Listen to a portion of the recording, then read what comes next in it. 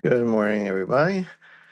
We're on 34A in Avodah Zarah, and we're, let's see, about 8 lines from the top. We've been discussing absorption of yayin nesach into various kinds of vessels. Rabbi Akiva Ikol Ginzak. Rabbi Akiva went to this place called Ginzak. Bomine, they asked him, Misanin l'shos or Misanin l'shos? So there's nothing to do with our sugya, but this was one of the questions they asked him. We'll see why we're quoting this whole thing in a minute. When you do a fast, like you accept on yourself a fast, then does it count if if it's not a full day? So there's various ways you can understand this, or what the situation we're talking about is. If you accepted a fast and you forgot, and then in the afternoon you remembered, should you fast for the rest of the day? Is that significant or not? Um, um, um, or can you accept in the first place a partial fast? Does that have any meaning or meaning? Um, if I say I want to do a partial fast on a particular day, is that a thing? Am I obligated to do that, or is it just nonsense? So this is what they asked him: is there such a thing? Lo havbiyade. He didn't know. Kankanim shel ovdei kochavim asurin or mutarim. Then they asked him, clay jugs of idol worshippers that were used for wine. Can you use them? Obviously not the wine itself, but do they? Do the containers become prohibited? Lo havbiyade. He didn't know that either. Bamesh Shimesh Moshe, what was Moshe wearing when in the 7 days of Miluim, where Moshe it was kind of the test run for the Mishkan when it was first established? Um, uh, did he, only Kohanim can wear big day kahuna, but Moshe was a Levi, he's not a Kohen. But on the other hand, he was serving as the stand-in for the Kohanim during this apprenticeship period. Um, so what did he wear? Well, yeah, he didn't know.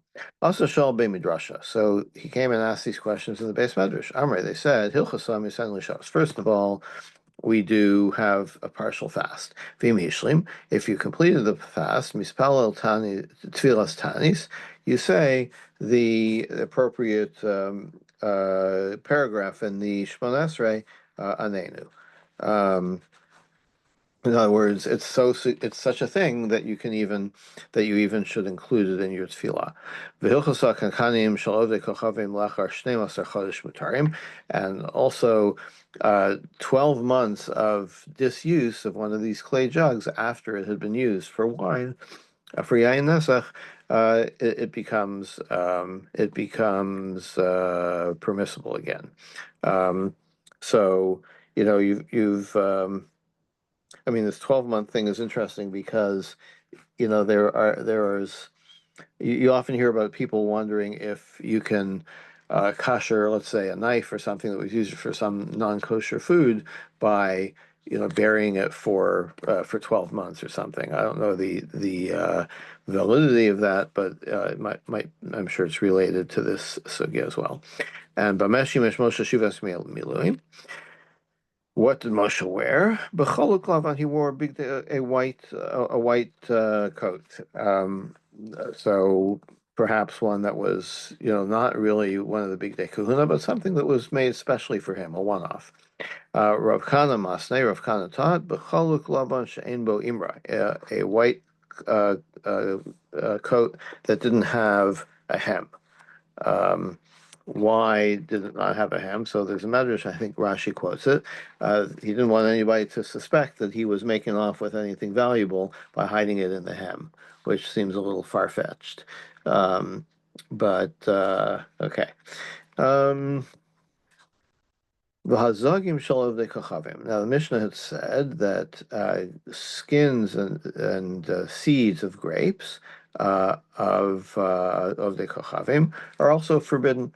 So that's for Meir, but the rabbis say that if it's fresh, if they're still moist, then it's forbidden. But if it's dried out already, then there's no worry that it's going to be used for avodah zarah. Tana Rabban, the rabbis taught hachartanim v'azagim shalot dekachavim, these seeds and peels, lachin asurim miveshim mutarim.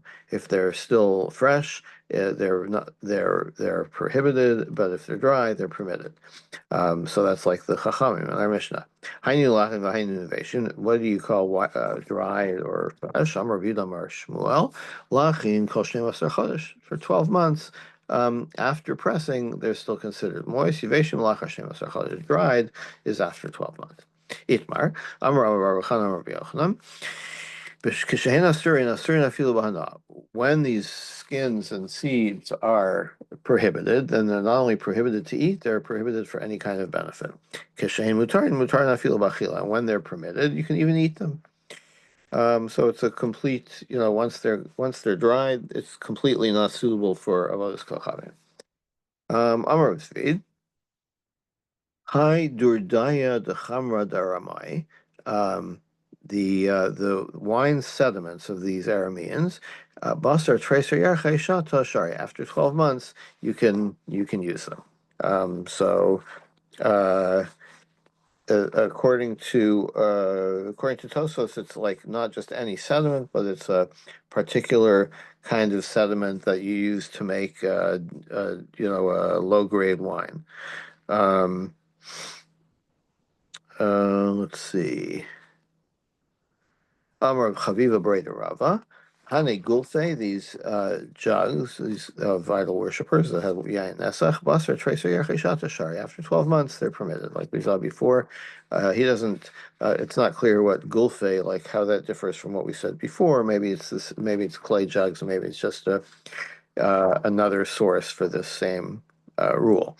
Amar Chaviva, Hane Avta Detayai, these leather flasks of these travelers. Basar Tracer Yarcheshata Shari. After 12 months, you can use them. Amar Vacha Breder Avika. Hane Purtsene Daramai. Grape. Purtsene is translated here as pomace. Charles, do we know what this is? He's translated it as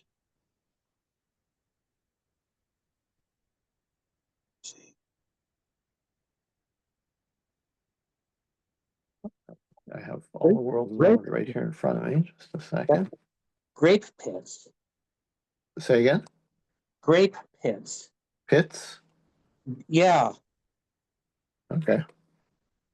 That would be the same as what we saw before. No, the We seeds. saw before that, yeah. Looks like it's maybe a mix of the skins, the pulp, the seeds, and the stems. It's like all the waste parts of the grape that's used to make some kind of wine or whatever. So anyway, Buster Tracer Yachishata Shari. After 12 months, then you can, if they then come into the possession of a idol worshiper, it's not a problem.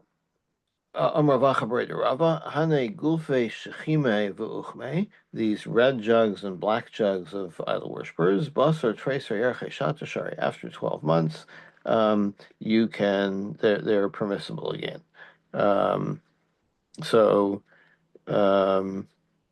So like being red, even if they're red, it sounds like even if they're red, the red color maybe comes from the wine, and so you'd think that the wine is still present there, but after 12 months, we disregard it. Okay. It might be there are red clays. Georgia is famous for this, the state of Georgia.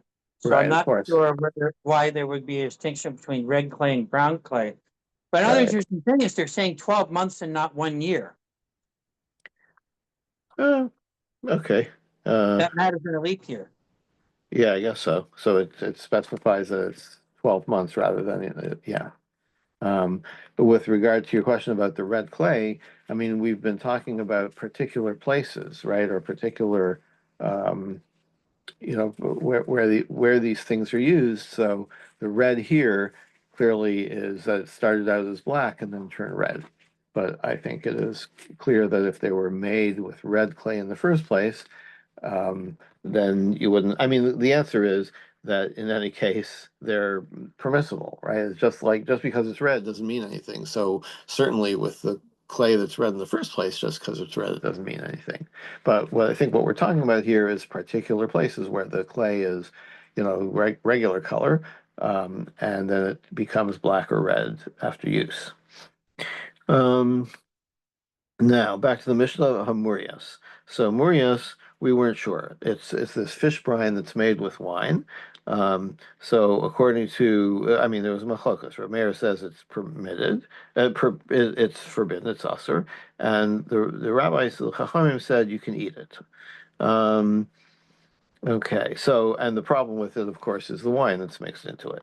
So Tana Rabbanan, Murias Uman Mutar. If it's a professional Murias maker, he doesn't use wine. So good quality Murias, let's say, or commercial Murias is not. We don't think that there's wine in it. It's only homemade Murias. Rabbi Yehuda ben Gamliel, Rabbi Mishum, Rabbi Chanina ben Gamliel. Af chilek uman mutar. Even the chilek, which is a um, so murias is made only with kosher fish, so that's why it's fine to eat it, even if it's from an idol worshiper. But chilek can be made with non-kosher fish, but if it's commercial grade, made by professional, they wouldn't use non-kosher fish. Tane avimid bered Rabbi Avo. Um, Murias Uman Mutar, Murias of the professional is okay. Hutani Love Hu Amarla. He taught this price and then he explained. Pam Rishon Mesheni Mutar. Murias from the you use the fish guts or whatever. Um, you kind of steep them in this other stuff and then you remove the fish guts. You can still use them again for the first and second time that's permitted. Shlishi Yasser. Third time they're used, you can't use it anymore. My time. Oh, why? If you're using it the first two presses of it, then you don't need wine because it's still got its strength, right? It makes good murias. But from the third time you're using it, then it doesn't have. It's not as good anymore, and so you need wine to supplement, and so therefore it would be forbidden because it might be ayin nesach. However, the muriasa the asil nemela de Akko. There was a ship with murias that came to Akko. Osiv Rabbi Abba Deminako, Notare Bada. Rav Abba put watchmen there to make sure that they didn't mix wine into it. Amarle Rava Adai Namanatra. Now you're putting watchmen. It was at sea, for weeks. And so what good are you doing by now starting to watch it if maybe the wine got mixed in earlier? Amalei said, "Adai na lamai nechushla." What should we be worried about until now? Imishum de ma'arve by chamra. You're worried about wine mixing in it. Kisa de murias baluma. Kisa de chamra bar balume. That wouldn't make economic sense because wine is more expensive than murias. So why mix expensive wine into your murias? It makes no sense. You're going to sell it for murias price, and that you're using expensive ingredients. But once it's arrived in port, where wine is less expensive than Murias, then maybe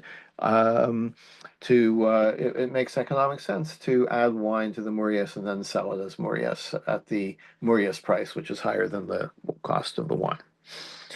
Rabbi Zera. Dilma Aide Tsar Asu. Maybe, how do you know where the ship came from? It may have come from, I don't know, from Spain where wine is expensive, but maybe it stopped in another port where wine is cheap before it got to Akko. So maybe there they mixed in the Shavi Chamra. It's worth putting in the wine. Amalei, so he answered, Hasam ikule ufishore ika. Like in these other places, like near Tyre, where there are where you think they might have gone there to mix in wine. So it's like it's not a good port. There are whirlpools and there's a snow melt that the seas there make it um, make it difficult to get to Tsar. Maybe it means like maybe it means to get from the port to where the wine is cheaper, but that doesn't make sense because you could always just bring the wine. For whatever reason of access, we don't think that this ship would have gone to, would have docked in Tyre, and so there would have been no opportunity. Now, certainly there are other places maybe where wine is cheaper, so I'm not sure why they don't consider that, but maybe they felt like that Akko or Palestine is the only place where the wine is cheap enough that you could add it to Morias. Ugvina space unike. Last thing in the Mishnah was cheese of this place of base unyaki. Rav Meir said it's asur bana, and the rabbi said it's mutar bana. Amar Rabbi Shimon ben Lakish, mipnei ma asur gvinas unyaki. What's the problem with it, with this cheese? Mipnei sharov agalim shalos la'ir nishchatin lavalos kachavim. Because where do you make cheese from cows or calves, and most of the cows slaughtered there were for the purpose of avodas kachavim. So Mario Yarov agalim. Why? So first of all, the Gemara says, like, why are you telling us most? Afilu miyut name, even if it's a minority of calves were slaughtered for idolatry, it's still a problem. The Rabbi Meir chayish miyuta, because Rabbi Meir is concerned about a minority event. So Gemara says, well, Amos Rav, if you say that most of the calves are for Avodah Zarah ikamut, then there's a then there's that makes a minority of all animals. So in other words, there's also like you need first of all, why are we talking about cows? Because of the enzyme in their stomach, the rennet, that is used to make cheese. But there's also, I don't know, goats and chickens. So uh, so it's only so if you look at all of the shechita going on for all animals, it's still just a minority of like let's say for the avodah zarah, you could use a chicken just as well as a cow. So it's a minority. It's still a minority of cows that are being slaughtered for avodah zarah. Eliam run mute, but if it's even a mute, a minority of calves, given dika rov agolim deni shchatin lavos kachavim, since like if you look at the category of calves, they're not slaughtering most of the calves in town, right? They would deplete the population too much that way very quickly. And then there's also other animals that don't have even their shechita is not for avodas kachavim. Have a miyuta de miyuta. Then it would be a minority of a minority, and even Rav Meir doesn't worry about that. Okay, so there's so that's why we say Rav Meir would only be concerned if most of the calves were slaughtered for avodah zarah. But if only a few of the calves were slaughtered for avodah zarah, then he wouldn't be concerned because it's miyuta de miyuta. Rabbi Shimon bar Eliakim or Rabbi Shimon ben Lakish.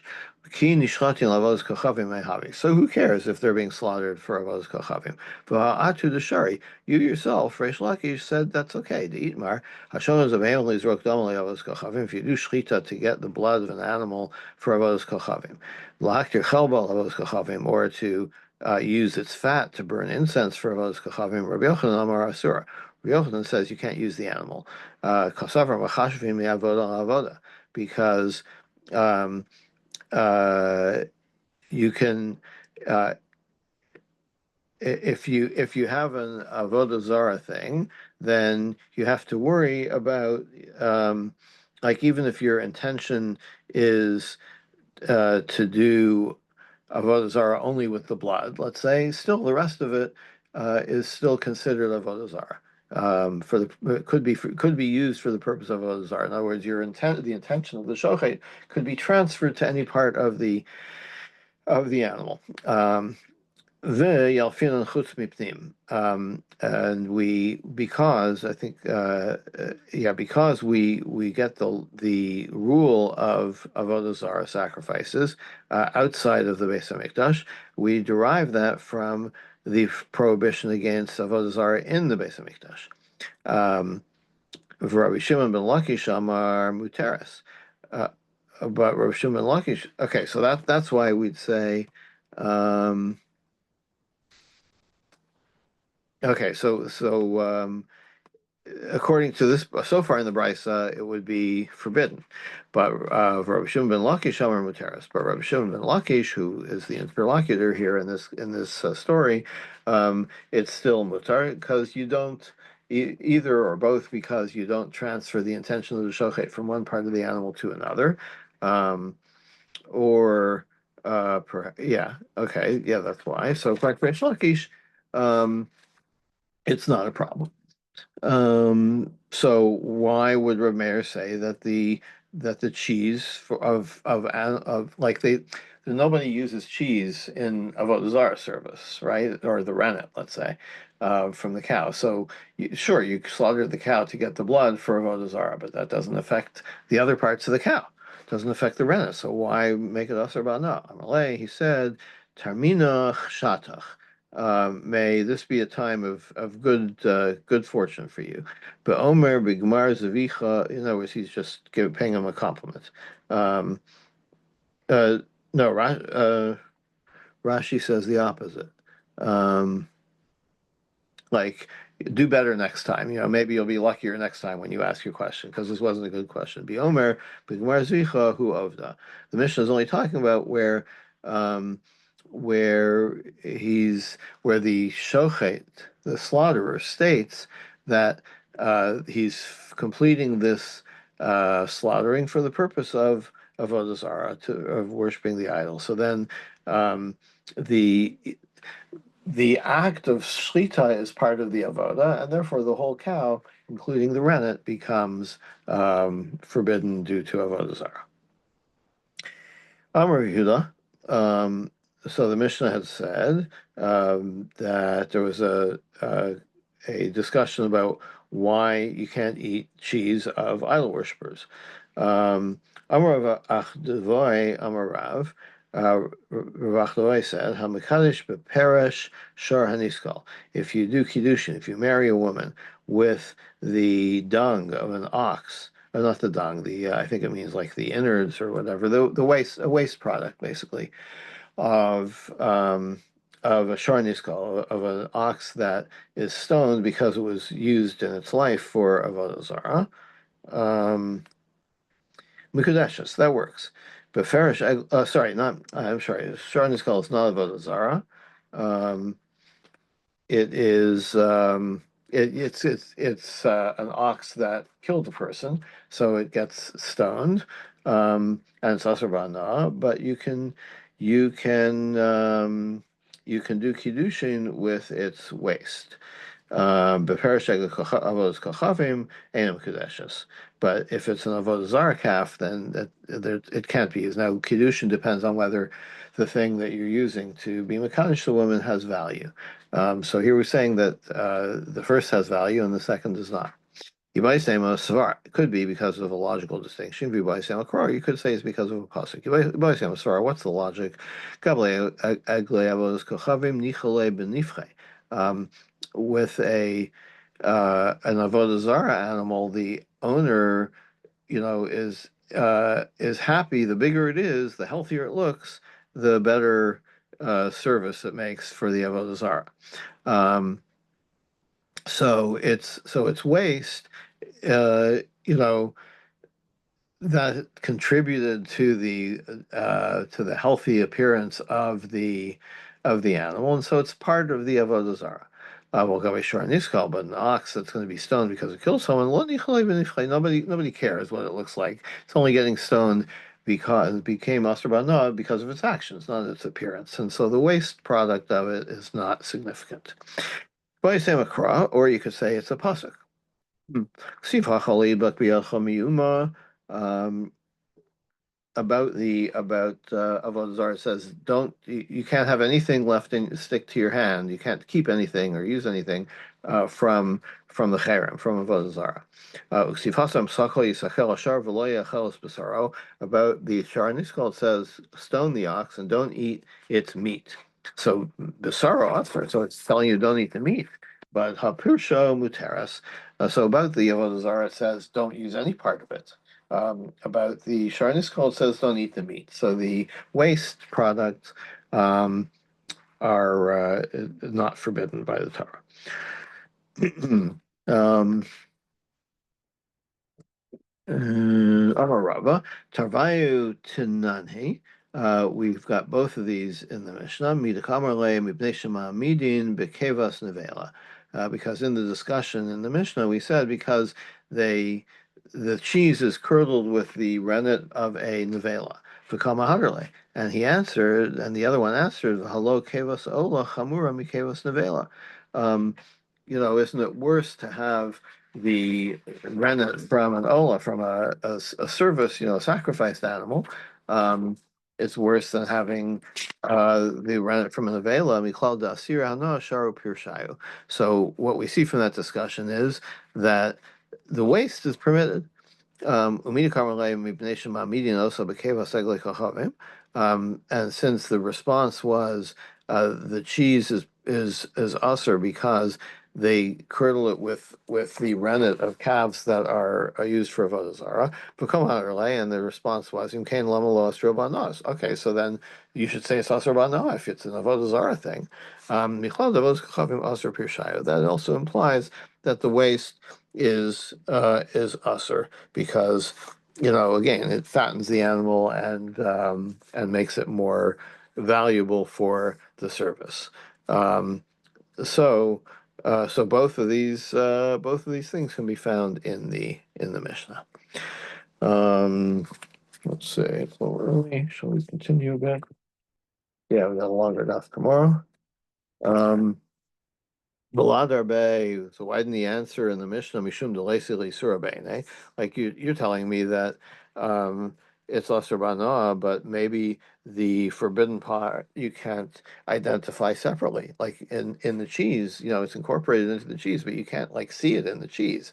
It's an enzyme that activates the curdling of the cheese, but you can't like identify the rennet within there. So that would tell you why you can't eat it, but you could still use it for hana because it's like not really extant anymore. The ha murias l'rabanan. Similarly, you'd find with murias, according to the chachamim, the lo asur they didn't make it asur bana. My tama why? La mishum d'leisili surbeine, because you can't see the wine anymore, right? So don't eat it because you know the wine is there, but it doesn't become asur bana because it's not an avodah zarah thing anymore. The wine has been incorporated into this other product. Amray, so the answer, hacha kevadok kamokim, since it's an essential part, like you wouldn't have cheese without the rennet. It's the thing that makes it into cheese. Chashiv like commandisi surabene. So the whole cheese becomes like something like a rennet item, or an item that's related to the avodah zarah that it came from in the first place. So it's not like something that's absorbed and nullified. It's actually something that's essential. Okay, we'll stop here and pick it up tomorrow. I'll be teaching tomorrow. David's on vacation. Not discussed, obviously, is that modern rennet is not from animals. Right. So yes, so that's a topic that's debated in halacha, I believe. Vegetarian rennet or bacterial rennet, whatever you want to call it, is that a problem for cheese? Right. Yasher Clark. See you tomorrow.